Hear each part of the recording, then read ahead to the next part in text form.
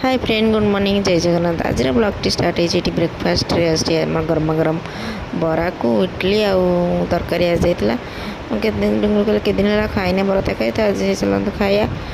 डुंगुल ये news paper पढ़ुं पढ़ी सहित ब्रेकफास्ट कर ब्रेकफास्ट सरला मुझे लंच प्रिपरेसन लगे लंच रे आज बनईबी भेंडी तरकारी तो से भेंडी की छोट काटिक भाजी देती भितर भी बटेकी थोदेली आण कारण राति चकुली पिठा करी तो फर्मेटिंग हाँ बोली जल्दी ये बाटिकी बुटी गोल गाड़ी दे थोदी सन्ध्या बेला आम बाहर को जाइए बाबा कल आसला तुम कौन जा मुझे घरे बस तुम कौन ना मुझे हाँ जाऊ जाऊ सांगे सांगे जाऊँ तो ये पलि आसलु जेजे देखिए रामका जाकि जेजे पाखे बाबा आनी गरम गरम रसगोला को बाढ़ी नहीं दे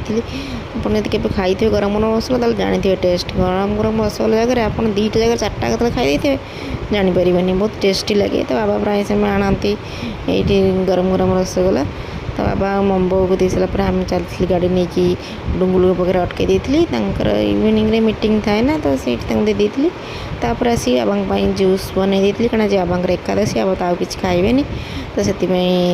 जूस बनई देती फ्रुट्स सब पकईकि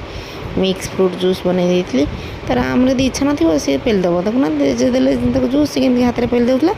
आब टे समय आराम सहित खेलिकी कहले मुझे जीवी कहीकि बाबा चलिले घर को तो राम देखुची बस कौन जे आउट अल्प समय रोच पुणी पलाउं पुणी आउट पुणी अल्प समय पलाउं पुणी पलाउं या कहीं भावुला से कन्फ्यूज हो जापारे एक्चुअली कौन हो तो से कन्फ्यूजन सहित ये अनईची आजे भी पलि तार मनटा दुख होगला तापर डिनर बन दी दोसा मसला दिया दोसा तो ये आपने कहते बाबा को देने एक्चुअली बाबा एकादशी आउ पिठाटा आम उषुना पिठा होता